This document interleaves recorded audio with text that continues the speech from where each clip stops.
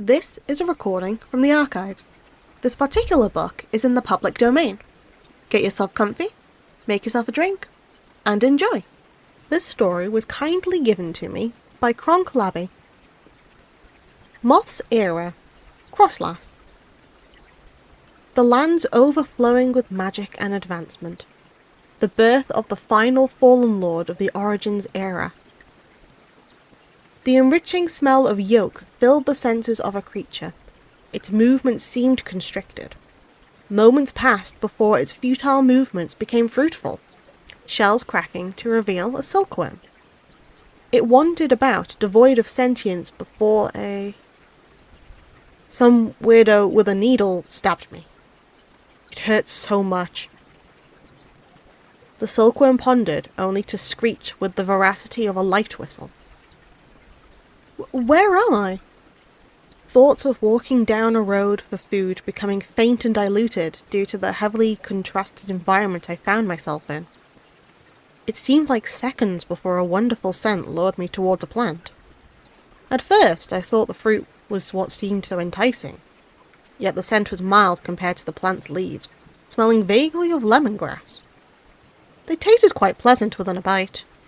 Before I knew it, I had eaten the whole plant. The soil before my many feet felt cozy. I felt fatigue. If only I had a blanket. The moment that thought came to be, I found myself covered in silk. My head felt light and airy, reckoning my sleep. Some absurd amount of time must have passed. As I awoke, the silk felt tight on my body, yet escaping was strangely simple. As I tried to move in the cocoon, the sensation of arms was more than confirmed. I had arms! I didn't think I'd ever have arms again. The silk on my face was pleasant, though. The creature said, with a contented smile across her face. The room I found myself in seemed like inside of a tree, or at the very least under one. The smell of wood and soil, the vine-like roots everywhere. Nearby seemed to be a basin of water illuminated by the plants I had eaten from. My reflection was strange. I had long white hair. My skin was white as snow. My eyes looked blacked out, yet I could see white rings, seeming to resemble my eye pupils. Further feeling of my head indicated I had knife-like ears, long as ever, and antennae. Looking down, I could have sworn I was a man. I don't see my pride between my legs. Though I don't have much of a chest either. I feel parts of my body in an effort to further gauge what I am. My back has wings. At first they felt sensitive, but have slowly been numbing the more time passes. My neck has fluff around it. Feels so pleasant under my chin. My arms and legs are covered in a shell-like thing, possibly an exoskeleton, though my tummy sensitivities between my legs and chest remained like human skin. There doesn't seem to be much else to explore in this cave. Moth litter every wall generously with a coating of silk, yet dissipating the further out you go. A few paces lead me to a magnificent sight. The sky appears to be covered by fog, the ground ahead of me illuminated by glowing plants like in the cave. What should have been immediately clear stepping out is the buildings up ahead. It seemed as if every building was outfitted with piping. Regardless, I approached the gate. The stares of people before me wasn't something I'd consider myself prepared for. "What in Shah are you?" asked by what appeared to be a guard in a dark blue coat. His gaze slowly lowered, catching sight of my private areas. The moment he noticed my lack of attire, he threw his coat at me to wear, after which he gestured I'd follow, each step further into the strange town. More and more people stared at me, their gazes filled with fear and distrust. After not long, I appeared to be at the guard's armory. My gaze could only focus on the people and their reactions to my body. After not long, a short elf lady greeted me. "Hello, what are you?" she stated in a friendly tone, before seeing what the guard saw. "Oh, this just won't do. We've got to get you some clothes. Just allow me to get your measurements." Moments of time passed of the elf holding an item to measure me with. "Oh, I could kind of tell by looking at you, but you are very short. Around 130 centimetres, in fact. There goes more things I could have previously been prideful of. On the bright side, you can use dwarf's bras. The embarrassment is further shattering. Before long, she seems to have altered a guard's uniform to my specific measurements. Say, can you do anything about your wings? Oh, actually, forget I asked. Would be easier to just cut the coat to account for them. This elf turned clothing for people towering above me, down to the size of kids' clothes for me. Thank you so much. So embarrassing. I hope that I'll grow bigger someday crossed my mind. I forgot to ask, what's your name, little lady? The guard asked me, with a look of relief to me being clothed. I don't think I have a name. Maybe think, what's a good name? Why hasn't anything good crossed my mind? I don't think I'll last here with this much not sorted out. I think I know the perfect name. It's Kroslass. My voice stammered, trying to better vocalize my words. Well, Kroslass, what are you? This question didn't seem unwarranted, though I wish I could answer it. Stammering, I answered, I don't know. I don't even know where I am. The guard's face seemed empathetic at my answer. Well, if you want, you can stay here at Kitsita. Thank you. I looked away, my face blushed with happiness. If it would be all right, could I get a tour? The elf, catching note of our conversation, offered me a tour. Turns out her name was Dyer, and before I left, the guard introduced himself as Valk. I took one look at the armory. The floor was planked, smooth and well maintained. Most of it was covered by a rug coloured blue. Some of its threads seemed to glow like flowing lights. The walls were lined with pipes. A metal lining covered the ceases in the planks, forming the walls. The roof had two sides, forming an elongated point, similar to most housing. Racks of clothing and gear filled the armory, a few beds for sleeping on the side. After taking in this sight, Dyer and I headed out. The fog overhead emphasized the glow of the plants around the well-paved path, lined with shops and houses. The people who looked at me as if I were a pervert were now showing glares and smiles. Turns out this town has a few lolicons, or I just may be seen as very cute. Yet the glares seem as if they had an idea of what I am. Before long, Dyer took me to a library. The building was very tall. Its smell was pleasant. The nostalgic smell of old books filled the room. So, yeah, this is the Humuli Library. Feel free to give anything a read. After you're done, we should get some food. Though I'm probably paying. The elf stated to me. The last word she had an almost happy sigh. She smiled as she exhaled. I take a look around. The shelves were wooden. The library's roof had a large skylight. Its metal framing paired quite well with the pipes lining the library here and there. Much of the library was vertical. Each of the floors had well-engraved railings, preventing people from falling down the lobby. The more I thought about it, the more amusing it was to me to be in a library, which gave me another thought. I clenched my back muscles repeatedly until I could feel my wings move. It took a while, but it started to flap. Dyer's eyes were panicked as I started to hover off the ground. It took a little bit of hovering before my wings ached from flapping. People reading looked up at me with horror as I fell to the ground. Practice might be a good idea. A few seconds had passed before Dyer ran over to me asking if I was okay. I'm okay. I am curious about what I am. Really? Dyer's eyes were unfocused, as if she began thinking about something. We have a book that could provide you insight, or at least replicas. Follow me. Her proposition piqued my interest. Though it was necessary we postpone the tour, Dyer took me to an adamantly dark part of the library, a corner where the foggy skylight didn't illuminate down. The shelves were littered with copies of the same book, which Dyer read out as Beastman's Bestiary. You're definitely different from Beastmen. Regardless, your origin is likely the same. Have a seat and I'll read it to you. Beastman's Bestiary. Author, Aku. I'll read the part that is most relevant to you, Kroslass. I was once a human like you who questioned me. However, this blade had changed me. The rabid spear. Its origins came from filth in the earth. Such filth I and others had taken to calling them dark dwarves. The one who got me with this spear stole bones seeming to belong to a child. After getting hit, I awoke as the ghost-like creature you see before you. That is likely the part most relevant to you. I hear the vampiric scourge had the same kind of beginning to Aku. On a related note, where did you wake up? In a cave made of tree root in that large tree outside. Very well, we shall go there at once, Daya said, pulling me as if I was weightless.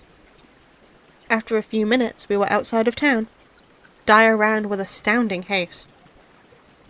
The sky was starting to dim slightly.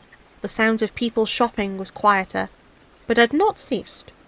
Their faces as we walked past seemed less disgusted the longer I walked the path outside of town. Before even less time, Daya ran to the tree, asking me to point at which cave it was. The sky seemed darker, though unclear by the fog. That one. I pointed towards the cave that was littered with moths. Daya seemed to not mind, yet her body shaked seeing the amount of moths inside, though the berry plants eased her fear. Before I could ask anything further, she casted an illumination spell. It seemed quite interesting. It was easily guessable by everything I've seen, but who knew magic was in this world? The spell revealed a needle, like the kind used for knitting, only it seemed longer and sharper. It was decorated. Daya handed it to me. It was admittedly large in my hand. I'd prefer to take that, but it's likely for the best you use it. Just keep it hidden in your coat. In fact, there should be a standardized sheath in your coat. I saw no reason to remove it from the guard uniform. Thank you. Though in the book you read to me, this Aku turned into a goat from being hit by her weapon. What of mine? I can see your concern, though hers seems to be a one-time instance of her weapon doing that. In fact, Daya grabbed the needle from me and jammed it into her leg, wincing in pain, after which casted some weird spell, healing her leg. See? Perfectly safe. Her smile was forced, likely masking her pain. Then why were there beastmen in town, if it only worked once? Oh, she spread her affliction. Why? Why would I want to do that? Hearing this, Daya whispered in my pointy ear, I'd be willing. Then immediately escorted me back to town. Her words caused my heart to beat hard. My face red and blushed the rest of the walk back to town. I could barely walk straight, my vision getting blurry the more I walked. 1 step, 2 step. My vision darkened. I felt the impact to the ground. Upon waking up, I was in a bed. The room's walls and ceilings were white. The wall on the right had a large window. The sun shone through it. The bed and its blankets were soft and cosy, and were also white, but had blue patterns seemingly printed on it. The air was thinner than before I went to sleep. In the corner by the window, I was being watched by someone different to Daya. She was an elf, but her skin was much darker, seemingly tanned as I looked her rather lenient clothing up and down. I noticed what seemed to be a birthmark under her eye. Who are you? The elf girl jolted as if she'd been disturbed awake. My sister asked me to hand you this note. But I can't read. The lady looked at me with a perplexed gaze. Very well, I'd best read it to you. Reading aloud, the lady said, Dear Kroslass, the person who'd have handed you this note is my sister named Ter. I hope you two can be best friends. Ter stood up. She seemed much taller than Daya. As I focused on this thought, I was pulled out of the cosy bed. I hoped to see them again. Ter pulled me to a living room type of area. One of the walls, as with the other room, had a window, only this one was larger. It seemed to have a balcony. I managed to break free of this woman's hand. I must get a better view. Before I could run to see the view, Tear got a hold of my hand again and pulled me to the corner. Fine, I say in an exhale. The umbrella was at least kind of cute. It was fully white with a dainty parasol kind of look. It seemed to match well with my white hair. Regardless of these observations, I felt almost beckoned by the need to go outside. The balcony was clearly painted white, though the view that preceded me was really something. The house I was in was by the edge of a cliff, mammothing great gulfs like in my old world. What was all the more strange was the amount of water flowing into it and disappearing below what seemed to be the fog. In the centre of the great gulf was a giant tree. Its leaves were red, whereas the bark on it was white. Its size was absurd. It was clearly hundreds or thousands in distance, yet it still seemed so large. Just above were blimps, even larger ones with smaller blimps seemingly parked on. What was strange about the fog, other than the Niagara Falls kind of look, was the countless roofs that seemed to stick out of the fog. Oh, I was down there. Such a thought snapping me out of my astonishment. The wind was quite cool. I could smell a wonderful sea breeze and hear seagulls lightly all around. Minutes passed before a great wince of pain burdened my stomach. Hey, Tear, is there food? Yeah, while you were gawking at Kitsuta, I was making sandwiches. The very sight of what she was holding caused the pain to greaten. She had made sandwiches. They were made with some kind of fowl and a cheese visible.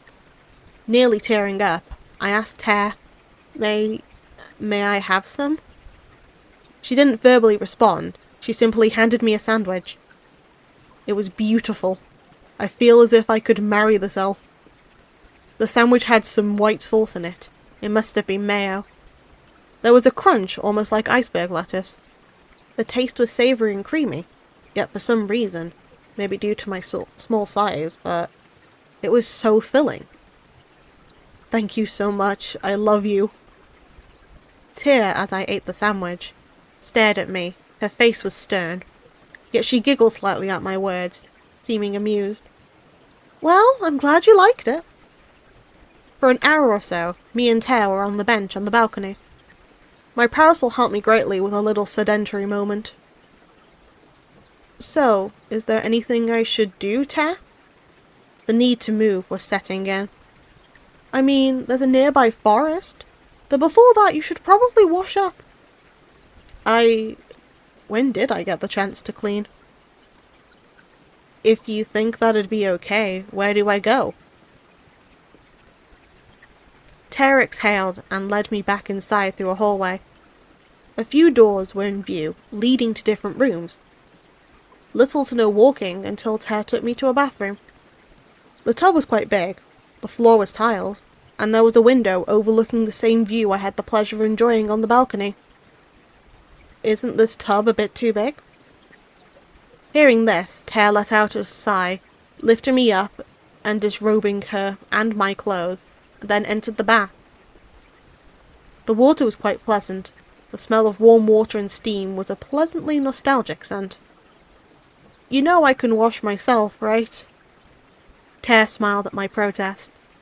Does she think I'm a child? I'm not a child. Tear remained silent and started scrubbing me with a sponge. Though pleasant, it was humiliating, and the irritation to my skin seemed to cause Silk to expel from me. As I continued to protest being cleaned, rather than me cleaning myself, Silk was continuing to go everywhere. It began to cover the room for a few seconds, until it all sucked into one space. It was cocooning Tear. She barely let out a gasp before being covered by my silk. Tear! Are you okay, Tear? With all my might, I had to do something. The faucet was running, so I quickly turned it off. Tear was too heavy for someone my size to lift out of the tub. It may get cold for Tear, so I best find a blanket to put on her cocoon. I ran into the bedroom, grabbing a blanket. It wasn't impossible to lift. I wasn't so short that this would hinder me. I returned back to the bathroom where Tear was cocooned. I placed it over a silcoon. On a shelf nearby there seemed to be a device resembling a hairdryer. Its build was quite different to the one I'm familiar with, but it seemed to let out hot air, so I blew Tear's cocoon with it to dry it. It seemed almost easy to dry.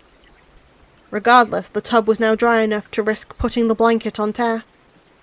And so now that she should at least be okay, I should take stock of what food I have to survive until I can get her out of the cocoon. Back in the living room area, it seemed almost modern upon taking a better look at what was in the section of the room where Tear made those sandwiches. Like with the hairdryer, there was something resembling a fridge among other appliances, only their designs had them edged with pipes. It's amazing how many pipes and steam seem to be part of these things. All of them leading into the walls. I suppose I should have looked around more when Tear was here. I could have been able to at least ask her what these things here are. That chance might have been wasted for the moment. The fridge appeared to be full of meals with a note on all of them. I couldn't read the writing, but they also had pictures of love hearts on them and crude drawings that were of me. I should probably thank Dyer or Tear for this. Wait, will Dyer come here? I suppose if she was to, then I'd best make sure Tear is in good health.